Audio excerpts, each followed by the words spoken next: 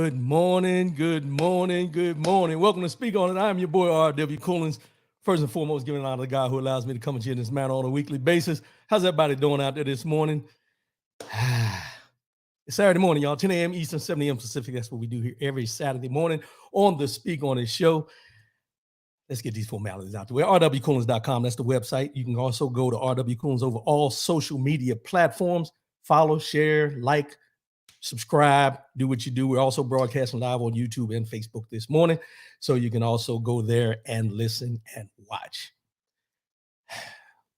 844-904-2665, 844-904-2665. No matter what the situation is, let your voice be heard. Always ask to say what you mean what you say. Hold on 1 minute. I got a little delay here. Is anybody seeing the delay on this thing? Let's see here. Hold on, y'all.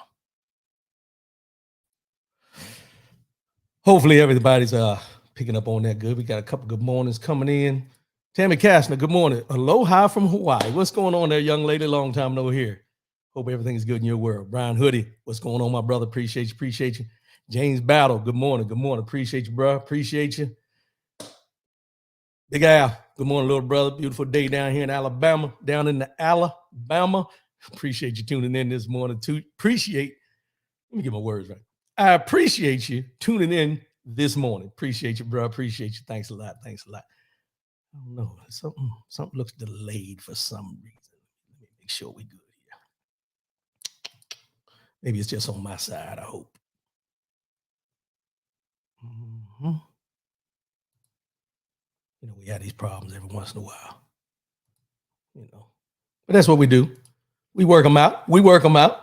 So let's go on and get into this. It's a unscripted Saturday, y'all. Unscripted Saturday. But first, I want to start off with last week we had the barbershop talk.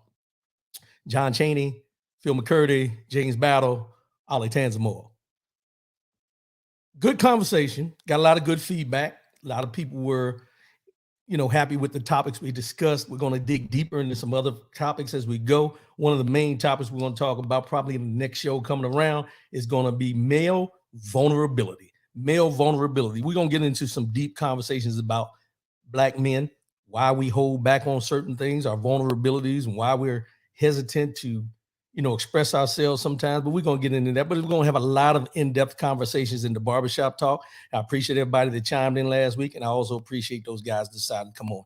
And if you're one of those men out there who would like to be a part of the barbershop talk, you can either shoot me a message at RW Coolins on Facebook, or you can text me at 770-880-4528 or rwcoolins@yahoo.com. That's where you can reach me. If you want to reach out, just reach out, send me a message, let me know you want to be on the next barbershop talk, and we'll make it happen. That's what we do here every Saturday morning on the Speak On the Show. We trying to do some big things here.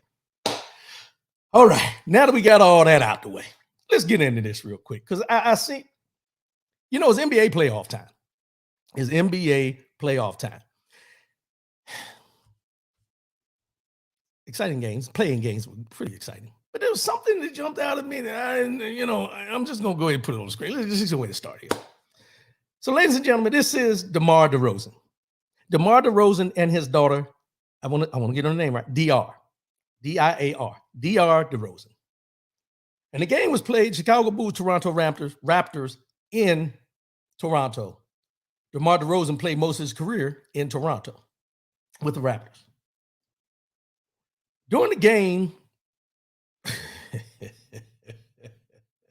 I have to laugh about this, but during the game, which you had these pro athletes, DR DeRozan, each time the Toronto Raptors went to the free throw line to shoot free throws, she screamed. And I mean, she screamed. It was so loud, you could hear it on the broadcast, on the TV broadcast.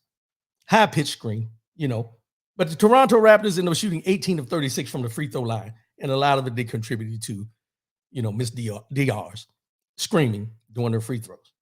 But some people weren't happy with this. This is where we've come to as a society. This is where we've come to in our society. And I want to read it exactly like this.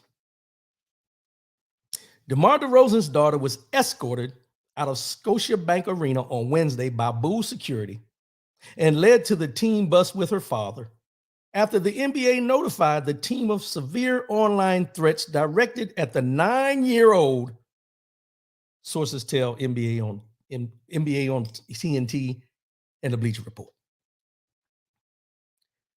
9 years old, she had to be escorted along with her father out of the arena to the team bus because fans felt that she was the reason, and her screaming was the reason, that the Toronto Raptors shot 18 of 36 from the free throw line and lost the game. Now, I played sports a long time in my career, over time. I call it a career. You call it what you want. I call it a career. But I played a lot of sports. And there's a lot of distractions that go on from the fans and in bleachers and all this, and people, even people on the floor talking smack, as we talked about with Caitlin Clark and Angel Reese. But this is a 9-year-old young lady, child. Let's just be real. I mean, she'll be a young lady eventually, but a child who was cheering on her father. And her father said that he took her out of school that day to go to the game because she wanted to go back to Toronto and where she was born, as well as to be there for the game because it was a big game in his career and everything. So let me put that out there. But she missed school for this game, and she was up there encouraging her father and doing what fans usually do. However, this was at an away game, and her screams were loud because, anytime someone goes to the free throw line, the crowd, if it's the home crowd, gets quiet. But she was loud. She was screaming behind the basket. But to have death threats and severe threats against a 9-year-old girl because you can't make free throws or your team can't make free throws, what have we come to? What has our society come to when a 9-year-old girl can't go and support her father and do what we do? Back in the day, you used to have the cheerleaders down on the baseline, and I didn't play a lot in high school, so I'm gonna clear this up. But I didn't play a lot in high school. I could hear the cheerleaders with their screaming, with that UGLY, you ain't got no alibi, you ugly, all that kind of stuff. No, don't act like I'm a cheerleader. I'm just telling you, I remember them because I was on the bench at the time. But those were the things that go on when free throws are being shot and anything like that. You're looking for an advantage. But this is a 9-year-old girl, y'all. 9 years old. At 9 years old, she is now starting to understand the ways of the world. That the fact that you cannot express yourself all the time because you're going to have some people who won't agree with it and will do things drastic like make death threats, severe threats, harm towards you. What is wrong with us? And when I say us as a society. Let's just be real about this. Us as a society, us who see these things and those that do these things. Let's just be real. Those that do these things. Come on, y'all. John Chaney, good morning, my brother. I'd be embarrassed to even mention that this girl distracted a professional player. That's the overall picture.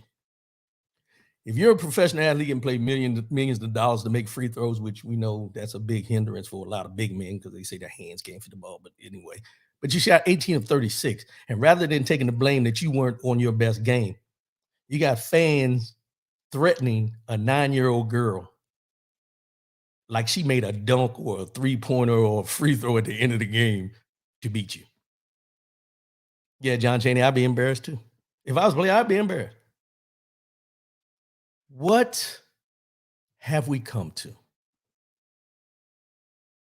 What kind of example are we setting and sending to her generation?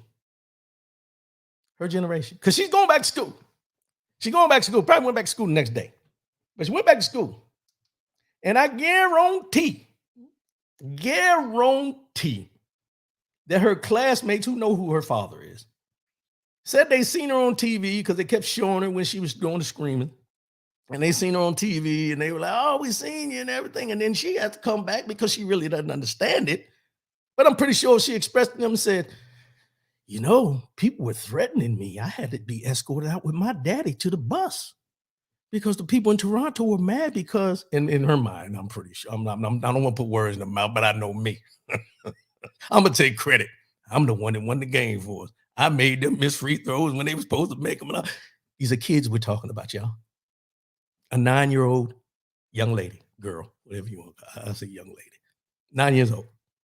And this is what society is teaching them at 9 years old. Your life is not as important as a basketball game. Your life is not as important to me as I am as being a fan of a team that you helped lose. Wow. John Chaney. It's the culture we live in now. One person made all this bullshiggity possible. Thanks for spelling that this different way, my brother. Appreciate it. It's a family show. It's a family show. But no, it's a shame, y'all. It's a shame, and it just does not make any sense to me. Probably never will. Me and my family, as we talked about last week, we're going to protect what we know. Yeah. Oh yeah. Don't tell Alabama fans that. Well, that's a whole, and I'm glad you said that, Big Al, because let's kind of transition into that. When did society, as John Chaney mentioned, the culture and the society, when did we get to the point where we take a game so seriously that we would want to hurt, punish, injure, kill another human being over a game? Over a game. Think about that for a minute. We talk about this fanatics and fandom and all these things and everything, and you can be a fan. Me personally, I've never been a fan of a team. I've never had a specific team that I root for. I like certain players, never have had a team. People always, people look at me crazy when I say that, but I've just never had a specific team. I like certain players. That's it for me, no matter what sport. You don't see me, and some people would take offense to this. I don't partake in buying jerseys, hats, banners. I don't do that. That's just not me. But for some folks, they won't invest so much money in these jerseys and things like that. And I'm going to put it out here like this. Most of the ones that get to the point that they are threatening a young 9-year-old girl like this are the ones who never could participate in sports because they didn't have the ability. Now, I'm not saying that's the only ones, but there are some out there who are diehard fans because they could never cross that threshold to even be not an athlete, but not even an athletic supporter. Not to be mistaken with a jockstrap, but they couldn't cross that line. And then they threaten a young girl like this. And you see it in the stands. You see it in on TV where somebody got beat up because of cheering for a team in another team's arena and all this kind of stuff. But then they're the same ones who do that in the bleachers, but have everything in their mouth, out of their mouth to say about what went on between Caitlin Clark and Angel Reese.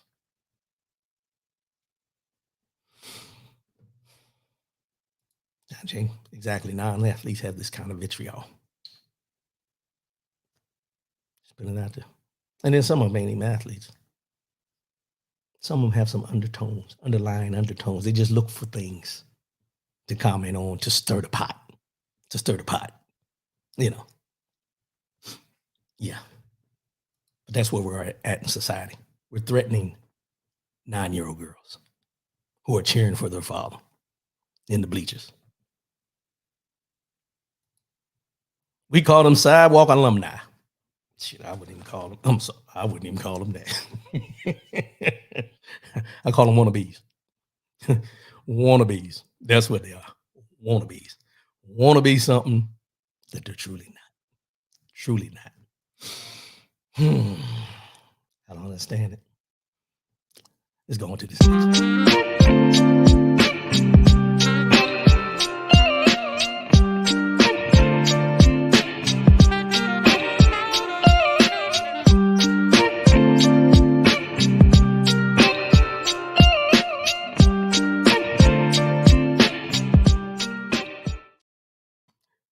All right.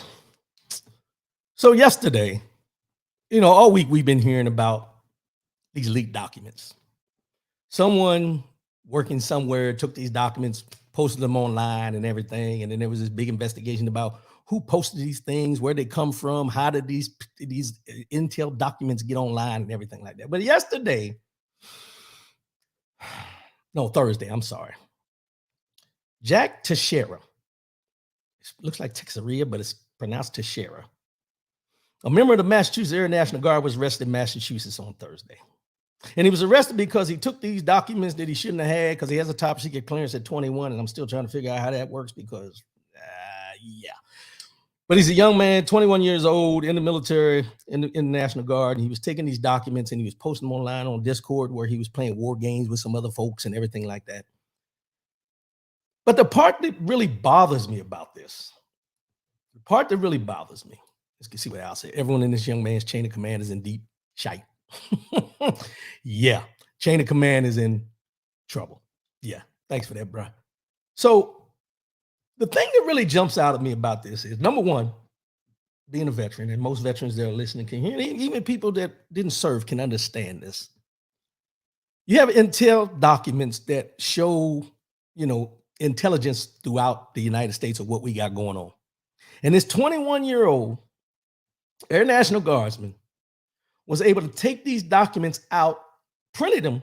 They were printed, taken out of the building, folded up in his pocket, taken home, and scanned onto the internet for it to show to his friends as far as bragging about, look what I have access to. So these were all over the internet and Discord and all these different types of things, right? And they finally tracked down through his IP. And I watched an interview last night where a guy tracked it down because what happened was they interviewed a person in California who plays Discord with this guy, plays video games with this guy. And they asked him if he knew who this person was and all this. They showed him pictures and showed him his screen name and all this. And that's how they tracked him down in Massachusetts. So there was a long process of doing this, but it was quicker than a lot of things. But there's 2 points I want to make on this. Before I go there, let me start this. Edward Allen, why no one flattering pictures of him off his Facebook page?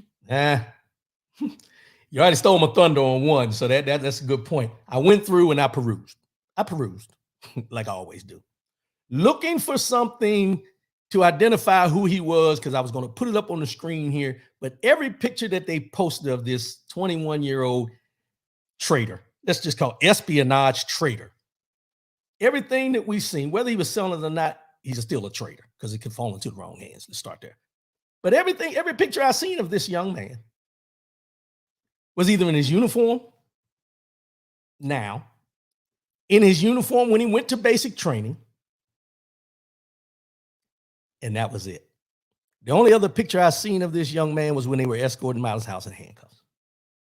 Nothing off his Facebook page where he had this, the criteria of what they post on Facebook, what he posted on Facebook as far as who, what, when, where, and why, different attitudes and stuff like this. But this is a so-called military member. And the part that jumps out at me, Sharice Joseph, good morning, good morning. The part that jumps out at me is we have people in the United States of America coming to his defense. Let me repeat that one time for y'all, because I want to be clear before I move on into what I want to say. This young man was stealing intel secrets that dealt with human intelligence, where they were getting information from people. And this is the stuff he was posting online for anybody to see anywhere. And you have people coming to his defense about this crime. Case in point. And I don't like to talk about this woman. Marjorie Taylor Greene, one of her statements said, she suggested that Teixeira is being singled out because, watch this now, he's white, male, Christian, and anti-war. He's white, male, Christian, and anti-war.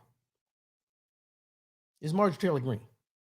This is a sitting member of the House of Representatives coming to the defense of someone who stole intel secrets and posted them on the internet. Now, let me give you my theory of why they're coming to his defense and why they're going down, and as Al mentioned, through the chain of command and all these different things. And now there's questions about, are our intelligence documents secure enough? Are we doing enough to protect the secure these documents and all this stuff? And I'm going to tell you where we're going. This is all to read and fall back to the fact that the documents that Donald Trump decided to take to Mar-a-Lago that he was unauthorized to have. They're going to try to blend all these in together, that the reason he had these documents, this is me now, this is just me. The reason he had all these documents was not because he took them, because there's no checks and balances of what he should have, what he shouldn't have, what he needed to leave, what he didn't leave, just like they said that this young man took out, and there's no checks and balances on how it got out and when it got out and why he was able to do this and do that.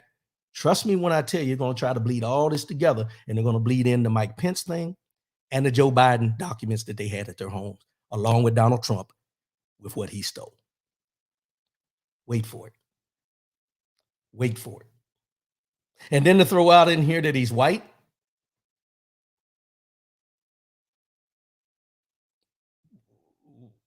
I'm just curious. What they got to do with it? He's white, he's male, he's Christian, and he's anti-war. Marjorie Taylor Greene don't know this boy from a can of paint. She don't know him from a can of paint. But she's coming to his defense for something that anybody who's ever served or anybody who's ever worked in a place where there's documents that are specific for that, and you don't take that stuff and just post it anywhere for anybody to see, because there's consequences. But they don't think he should be held accountable for what was done. Privilege. Complexion for the protection. You've heard me say it many times. I didn't make it up. I just used it. I think it was Paul Mooney that said it the first time I heard it. He has the complexion for the protection. Now let's see how this goes. We'll keep watching. We'll keep monitoring. We'll see how this goes.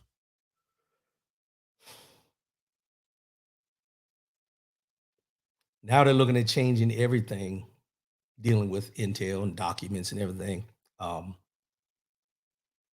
There's a lot of things that are changing because of this incident, not because of the Donald Trump incident, not because of the Mike Pence incident, not because of the Joe Biden incident, but because of this 21-year-old incident.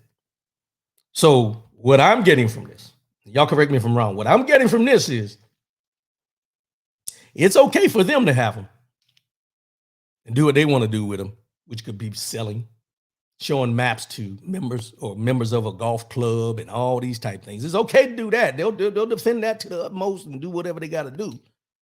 But this 21-year-old took some documents. Everybody's in an uproar. Then you got people trying to defend him and whatever.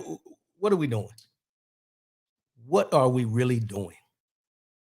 The people we have in charge of this government, and I'm just going to say it this way.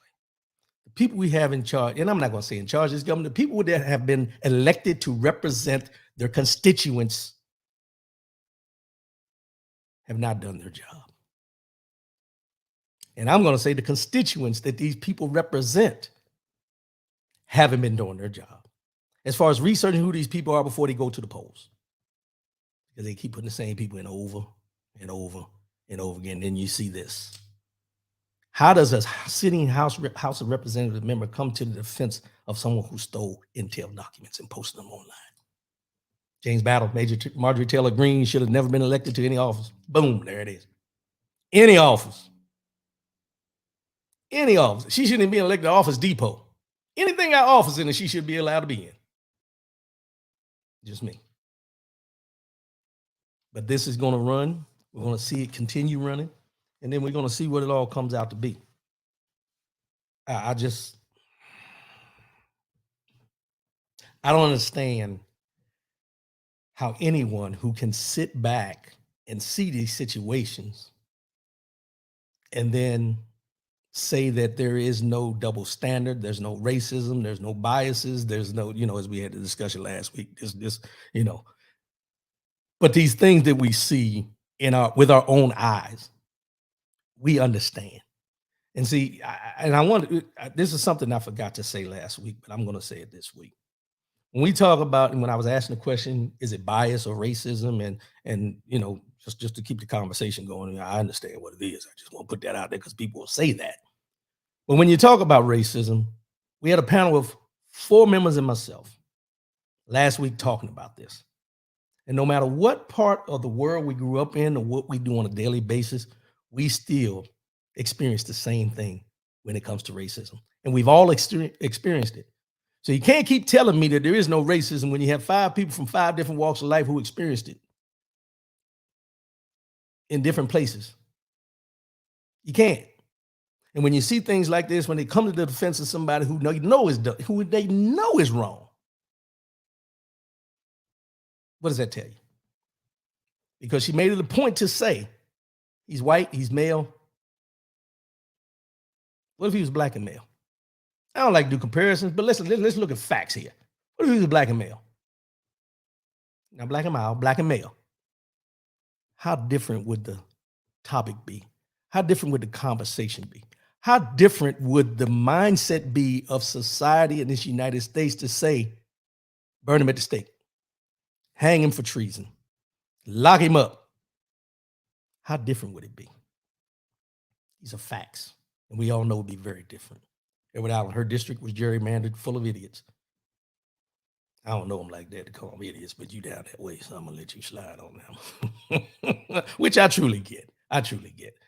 Because it goes into the other things. They know what they know. They know what they know, and that's all they know. They know what they know. What else can you do? What else can you do? We'll keep an eye on this. We will definitely keep an eye on this.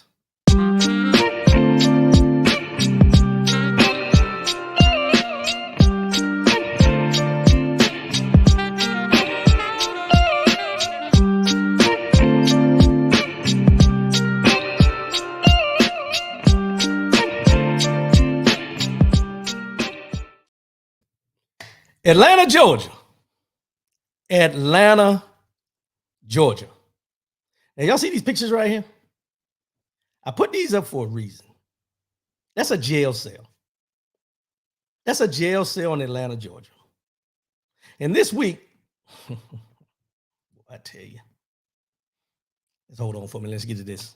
John Chaney, if you notice, when it's us getting harassed or /arrested, police are doing a great job. When they lock them up, defund the police. Yeah, that's another conversation I want to get into, but I'm waiting for it all to run its course. But I appreciate you bringing that up, man, because the defund the police has kind of shifted sides. Not just the police, the FBI, CIA, all of them, Department of Justice. They're trying to get rid of all of it when it's investigating them. But that's another conversation for another. Appreciate that comment, though. But this right here. And I laugh because you look at this jail cell. This is in Atlanta, Georgia. And in Atlanta, a man died in an Atlanta jail after being eaten alive by insects and bed bugs. His family's attorney told the USA Today on Thursday. LaShawn Thompson, 35, was arrested for misdemeanor simple battery in Atlanta last summer and taken to the Fulton County Jail, where he was placed in a psychiatric wing after officials determined he was mentally ill. According to a Fulton County medical examiner's report obtained by USA Today, Thompson was found unresponsive in his jail cell September 19th and pronounced dead after failed life-saving attempts by responding local police and medical personnel. The officer stated that it is unknown the last time the descendant was seen, as the case continues to be investigated. The October 26th report continues. This is last year, y'all. This happened last year. There was someone in this cell for days and days and days, and no one went to check on him. And how did he die? He was eaten alive by insects and bed bugs. Eaten alive by insects and bed bugs. Now, I didn't post his picture because we don't need to post his picture because we already know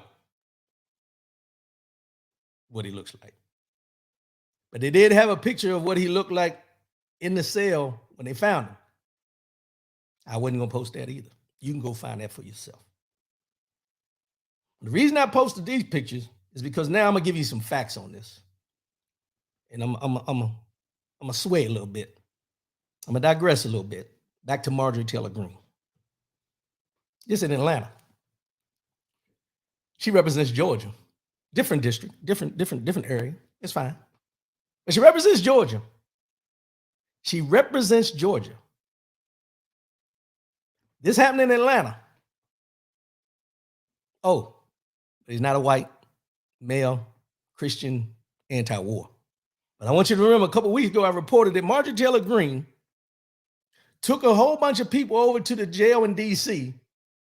to visit the insurrectionists that were being held there because they were concerned about the conditions that they're living in while they're being held before trial, before they're sentenced, and so on and so forth.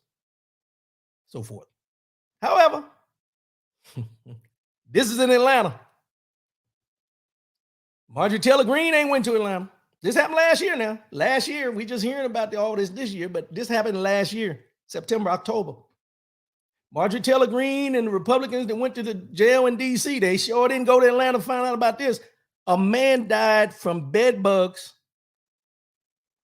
and insects, ate him alive in his cell that looked like this, and you haven't heard anything from any of them.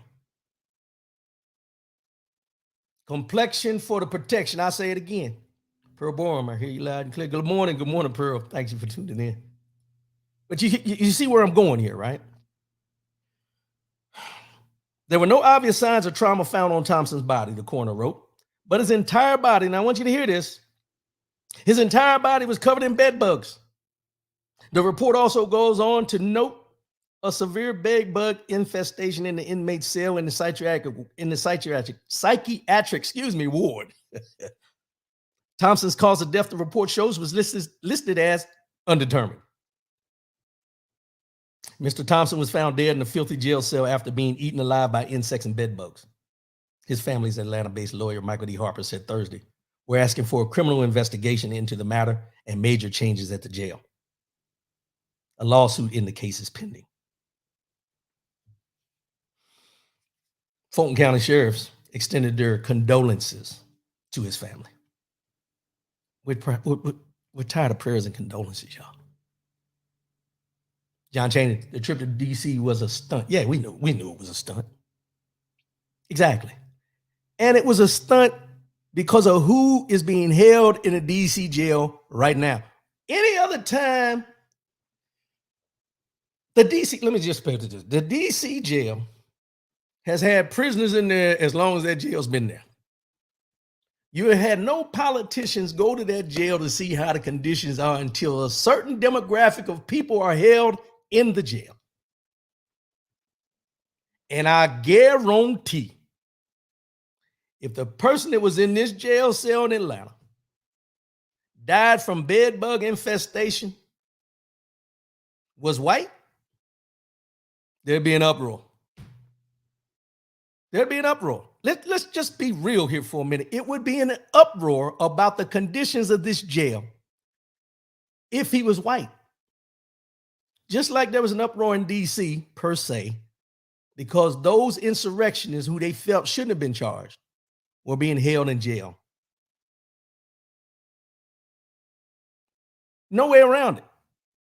No way around it.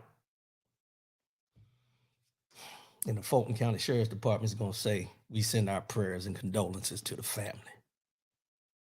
Where were the guards when they were doing the rounds?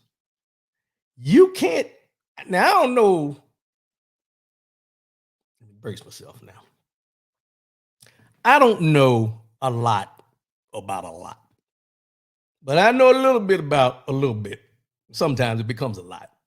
But one thing I will say is this. We all know what bugs do. We know what bugs look like, but I don't know anything about bed bugs. But for this man to die from a bed bug infestation in a jail cell that looks like this. Oh, they were waiting. They was on the roll. They were working to kill him. Think about it, to kill him. So now, if they had that much time in order for this man to die from this, where were the people that were supposed to be doing the patrols? Where were the people that do their daily rounds or whatever, hourly rounds or whatever, to check these cells to make sure the inmates are in there and doing what they're supposed to do, or they're not having an episode or anything? For bed bugs to kill this man in a cell. Come on, y'all. Come on. I can't be the only one. And then, according to the statement, a full investigation was launched into the circumstances surrounding his death. As a part of the ongoing investigation, action was taken, included, watch this now, approving an additional $500,000 to address the infestation of bed bugs, lice, and other vermin within the jail, which was done in addition to prior cleaning operations targeting. So you had to have somebody die in a cell that looks like this before you decide, oh, we might need to clean this up.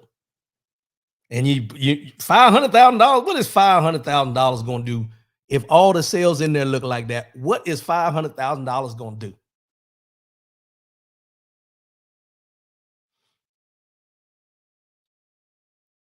Targeting communicable diseases that are common in congregant settings. Updating protocols for security rounds to include addressing sanitary conditions. Jail records obtained through public records requests established the detention offices and medical staff at the jail noticed Thompson's health was deteriorating, but did nothing to administer aid to him or to help him. They literally watched his health decline until he died. Watch this now. When his body was found, one of the detention officers refused to administer CPR because, in her words, she freaked out. The jail cell Mr. Thompson was housed in was not fit for a diseased animal. He did not deserve this. And I want to go back to that after this comment about the diseased animal part. Let's go here. James Battle, here in Texas, the governor is trying to pardon a man that shot and killed a Black Lives Matter protester. He doesn't care about black people. The guy that was killed is white, but because of the reason he was protesting, Abbott feels like he should be pardoned. Sad thing is, he has the authority to pardon him. Thank you, Battle. I got that coming up next. We're going to get into that. Hold your thoughts on that, brother. Hold your thoughts. Hold your thoughts. Terrence Collins, good morning. Good morning, bro. Appreciate you. So, I lost my train of thought, y'all. I'm sorry. Battle threw me off because he jumped me into my next conversation. So the guard that was supposed to submit to adhere to or perform CPR said she couldn't do it because she was freaked out when she seen the body and the infestation of the bed bugs. Okay, I got that. But then in here they also said the jail cell Mr. Thompson was housed in was not fit for a diseased animal. He did not deserve this. Stop right there for a minute. Was not well enough for a diseased animal.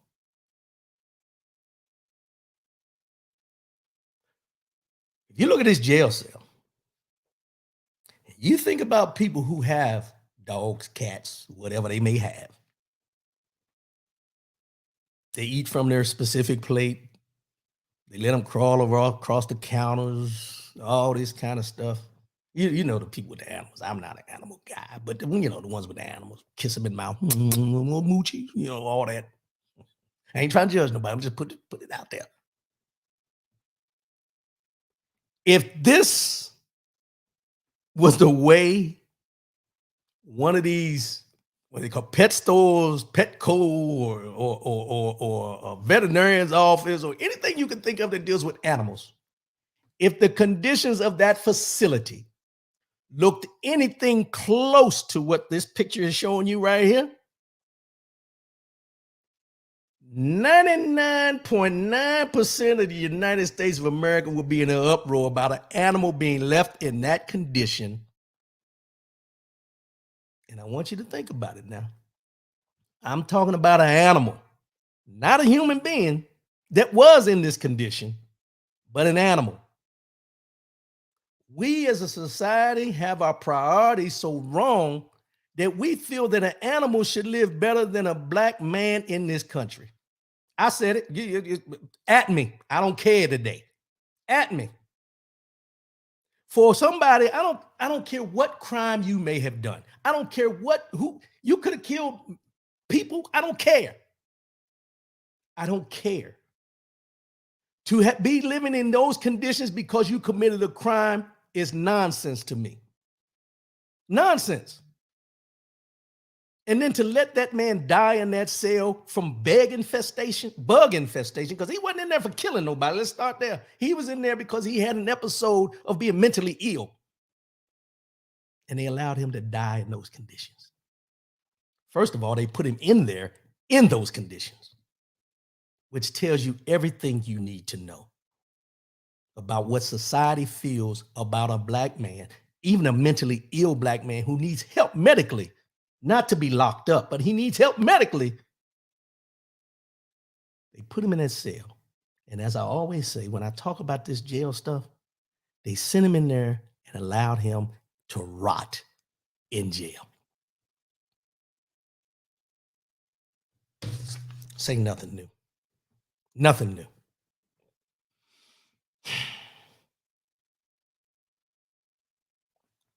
I don't get it. Probably never will. I don't get it.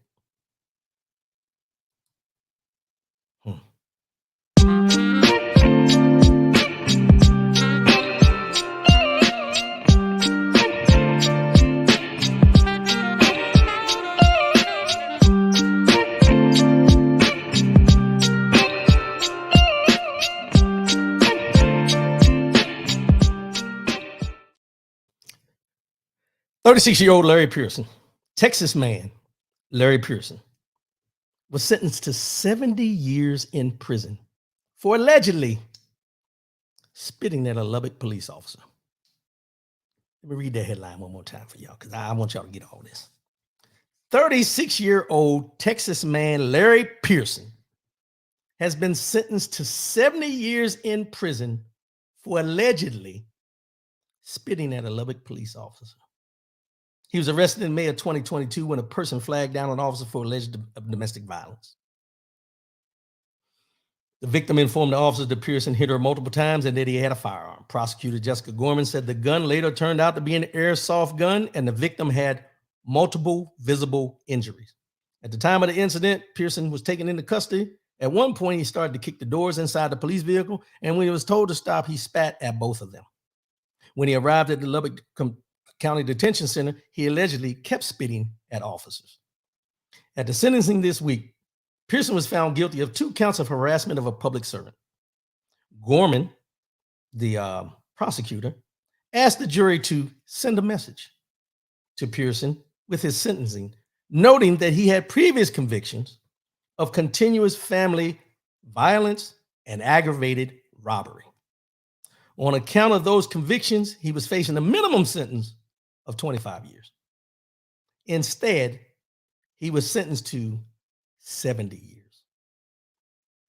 If you're going to live the life of crime, you're going to do that among other criminals in prison, is what the prosecutor Gorman said.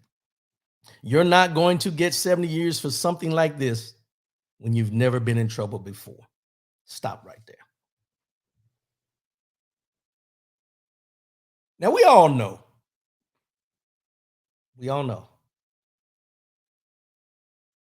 If you do the crime, you do the time. We all know how vile it is to spit at someone or spit on someone. We all know.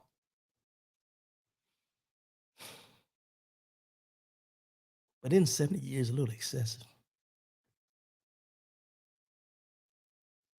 Now, I know he had these other charges and everything, and he was facing a minimum sentence of 25 years for, because they lumped all the other charges. He had convictions in him with this, but 70 years.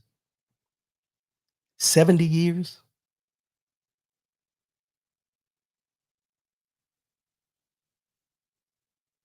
And I don't want anybody to think I'm saying that anything he did was right. I would never say that.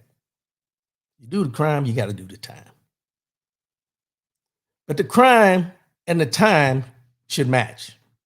And should be consistent with other sentences that other people have gotten in the court system. Not according to the complexion, but according to the crime that was committed. That's all I'm saying. That's all I'm saying. I'm not trying to get this guy and say, oh, he shouldn't have got the time. He just spit at the cop and everything. But 70 years to include the spitting as far as the crimes he may have committed. When we've seen people who have raped women get put on probation because the judge says, well, I don't want to ruin his future. This man's only 36 years old. He don't have a future now. We're talking about 106 now. 70 years, that comes out to 106. Are we not worried about his future? Because of how he looks? Because of the crimes he committed before is a death sentence? Now because he spit at some cops?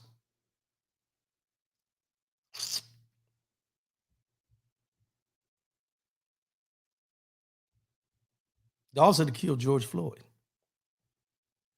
I don't even think he got 70 years. The Memphis police officers that killed, and I can't remember his name, is it Tyree Nichols? How long are they going to get? These people killed somebody. He ain't killed nobody. 70 years. 70 years. And then we got this. Thank you, James Battle, for the lead in. This right here is Governor Greg Abbott, Texas. Beside him, Daniel Perry. Governor Abbott, in less than 24 hours after a jury in Austin found Daniel Perry guilty of shooting to death a protester during the Black Lives Matter movement, Governor Abbott announced on social media Saturday that he would pardon the convicted killer as soon as a request hits my desk. That's what he said. As soon as the request hits his desk for a pardon, he's going to sign it. He's going to pardon him. The unprecedented effort, which Abbott announced to his 1 million followers on Twitter, came as Abbott faced growing calls from national conservative figures such as Fox News host Tucker Carlson and Kyle Rittenhouse. Remember him from up in Wisconsin or wherever they, Milwaukee, or wherever that happened at, I can't remember, who was acquitted in the shooting deaths of 2 Wisconsin protesters in 2020, to act to urgently undo the conviction. And what they're basing this on is they don't feel he should have been sentenced. They're going to pardon him because of the stand your ground law.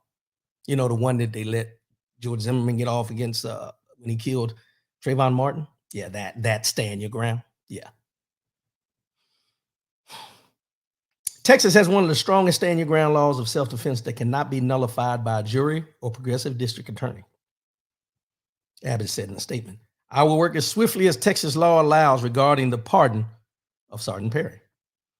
Now let's talk about Sergeant Perry. Perry, an Army sergeant, was working as an Uber driver in Austin on the night of July 25th, 2020, when he ran a red light at the intersection of 4th Street and Congress Avenue and drove into a Black Lives Matter march before stopping.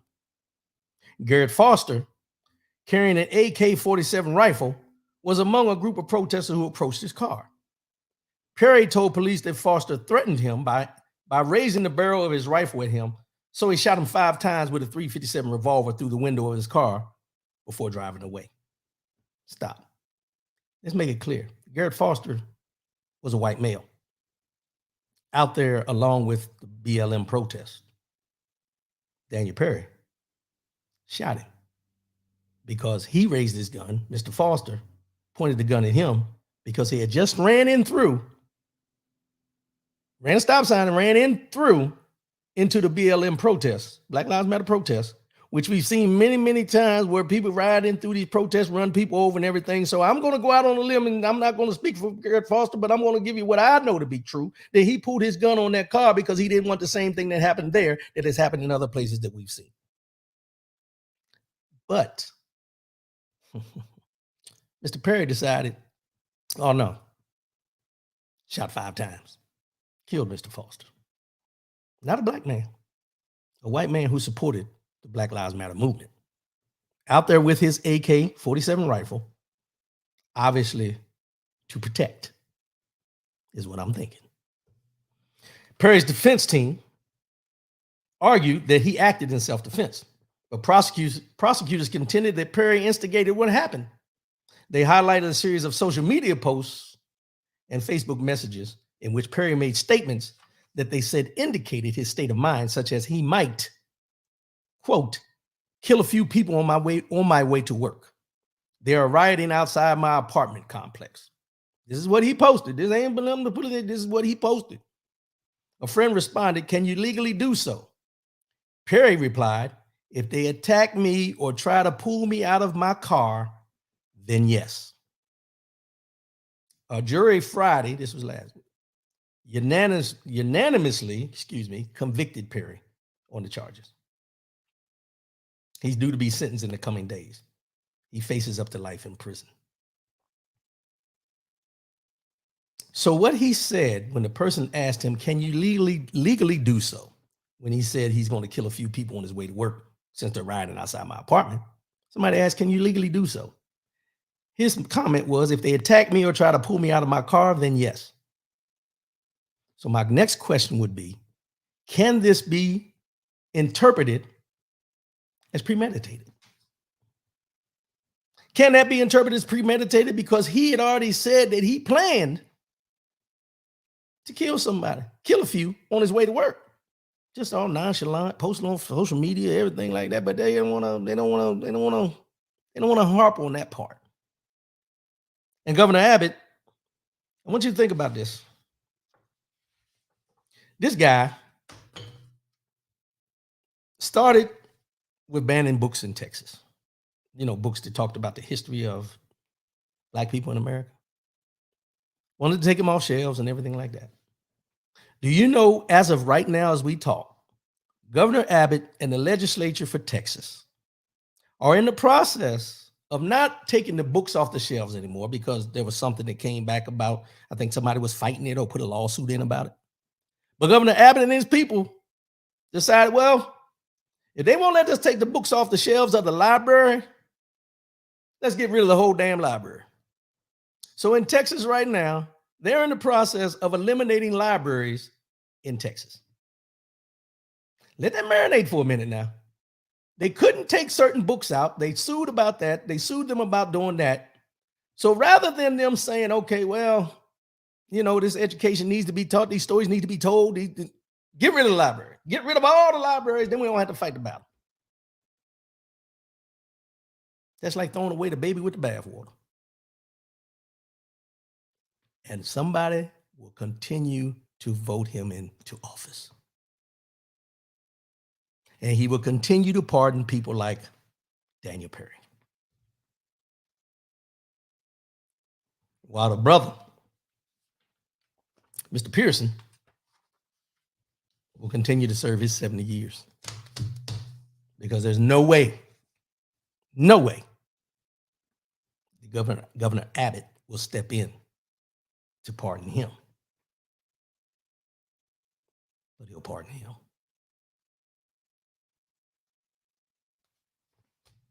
Texas, get it together. Battle, that's your hometown now, bro. Get it together down there. Get it together down there. James Battle, they want to keep people as ignorant as possible. Those are their supporters. Yeah, it's sad. It's sad. It's sad because when we sit back and we have these conversations about the system and how the system is geared to sentence certain people and pardon others, but then you have people that say there's nothing wrong with the system. Okay. If you don't think there's anything wrong with the system, then who are the people dictating what the system does? Who was the system written for? Who were excluded from any thought of being, found or given the benefit of the doubt in the system? No system is perfect. It's the human aspect of the system that makes it flawed. No matter what system you may put together may be equal across the board on how you think you've written it. But you'll have people like Governor Abbott Marjorie Taylor Greene, people like that that will get into that system and figure out any way possible to manipulate it, to take care of some and crucify others. It's just the way it is. It's the way it is. And then what we do as a society is vote these people into office over and over and over again, knowing that they don't have our best interests at hand. And I don't care if you're black, white, Hispanic, Asian, whatever nationality you may be. The biggest threat to democracy in this country looks like Governor Abbott. Looks just like Governor Abbott. Looks just like Marjorie Taylor Greene. That's the biggest threat to our democracy. As much as we want to say that the democracy is great, this, that, whatever, that's your biggest threat. And the reason that's the biggest threat is because they feel that they're losing power because they're becoming a minority. And they're going to do everything in their power right now to impose their will on anything they can before that day comes where they're not in power. We have to do what we need to do. As we talked last week, we need to get our kids more involved in politics. We need to get our people more involved in politics. And you don't have to run for office, but you got to understand what's going on around you.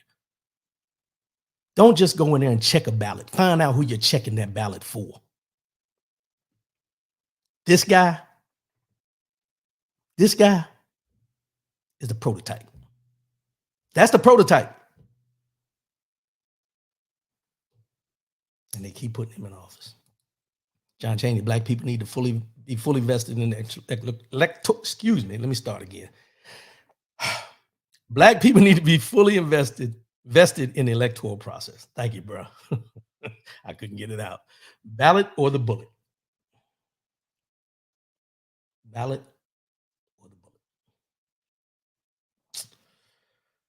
Sad state of affairs, y'all. Sad state of affairs. We got to get better with this stuff.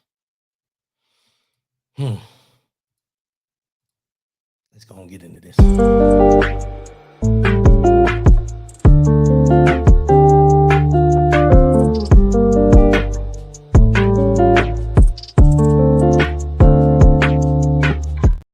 Mind, body, and soul. Mind, body, and soul. It's the year 2023. This year, we're trying to be the best person we can be. We're getting back to being us. Not what everybody's expectations are, not what these resolutions that you may come up to, but being the best you that you can possibly be for you. Today's mind, body, and soul is something I've been thinking about all week long, and it's just been festering with me, and I want to put it out there for you guys. And the statement is, the time is now. The time is now.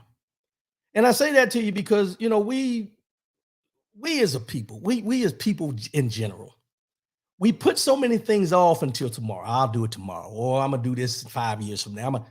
A lot of us, if we evaluate where we are in life, not by your age, just look at where we're at in life and ask yourself, how many more good summers do I have on this earth? How many more good summers do I have on this earth? Because each time you push something off, that goes further away.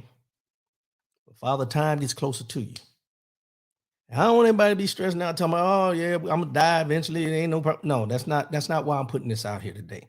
The time is now for us to take action, not only in what we were talking about with political processes and what's going on in the world and everything, but with you. The time is now. You can't keep putting these things off. If you want to take that trip, take that trip. If you want to buy them shoes, buy them shoes. The time is now. You sacrifice enough. You put things off. You sacrifice for others. You do this. When is your time? Your time is now. I say this to you because I had a conversation this week with somebody. And we got to talking and talking about vacations and going places. And you know, I'm not going to go into detail, but I'm going to be on vacation for 2 weeks coming up. So I won't be on, but we'll get into that a little later. But when I told them where, my plans, where I'm doing, where I'm going, everything, you know, everyone's, oh, I can't, I wish I could go. I hope I can go. We got to get out of the mindset as individuals and as people to understand that anything you want is within your reach. You got to stop hindering your reach by shoulda, coulda, wouldas. You got to stop hindering what you want to do by the fact of it's not the right time. When is the right time? Let's think about this for a minute. If anybody out there can go down this road with me right here, let's ride.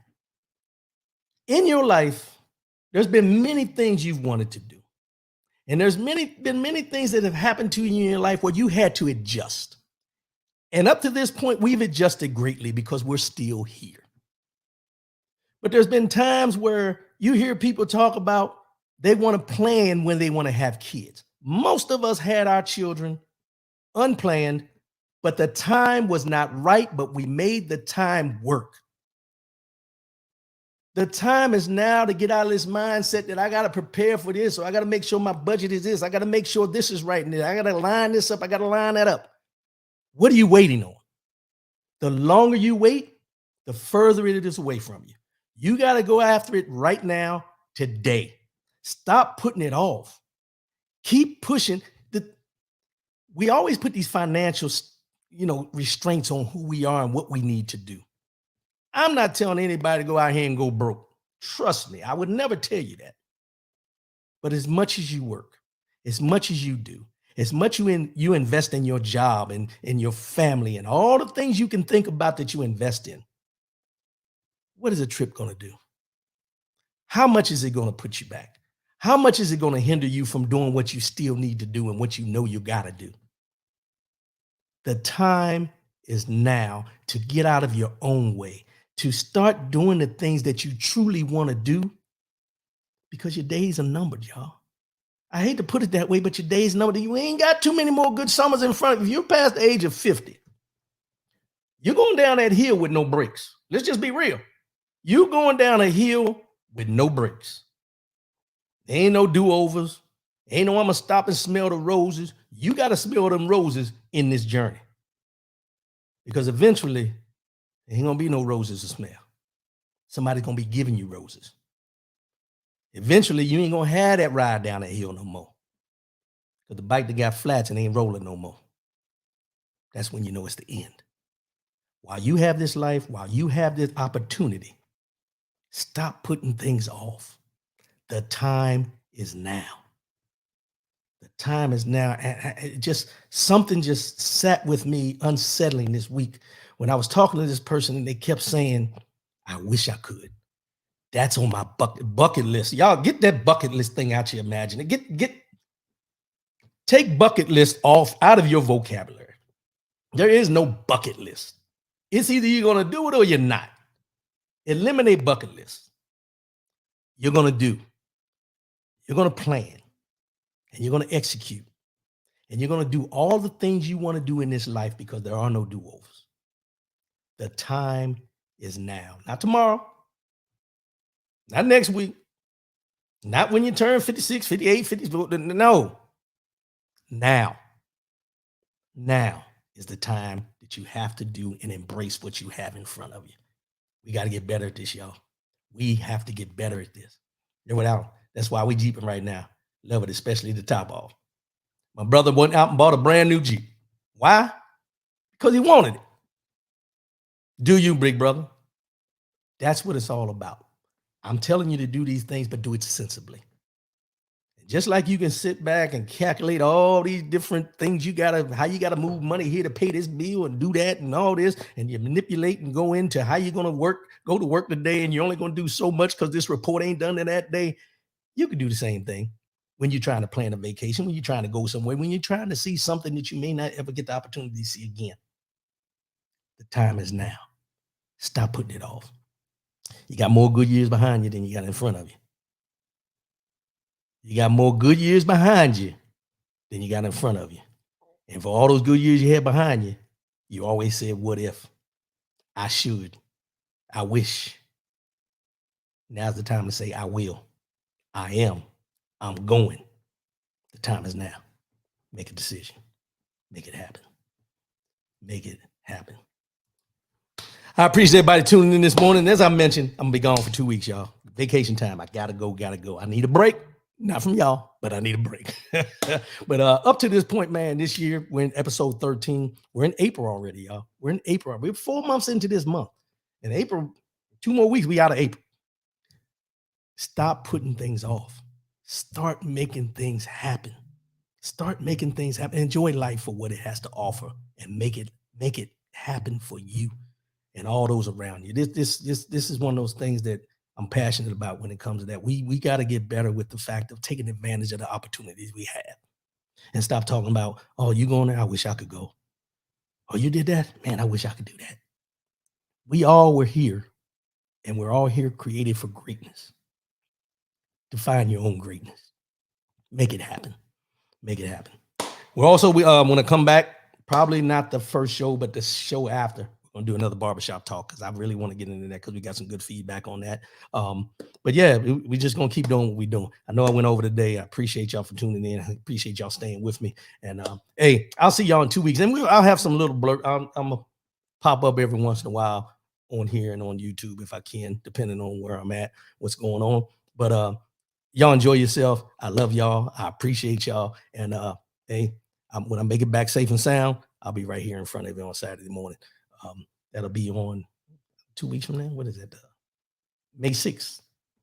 May 6th will be when I'm back on having another show. So y'all bear with me. Find something else to do. Don't find another show to watch and take you away from what you're watching on Saturday mornings here. Just stay a fan, stay family, stay family. Don't be cheating on me with somebody else's show on a Saturday morning. Just wait on me. I'll be back. I appreciate y'all. I love y'all. And y'all be safe out there. Summer's here. Weather's changed. Hey, it's that time of year. Go out, have fun, enjoy family, and be safe out there. I love y'all, and I'll see y'all in about 2 weeks. I'll holla. Peace.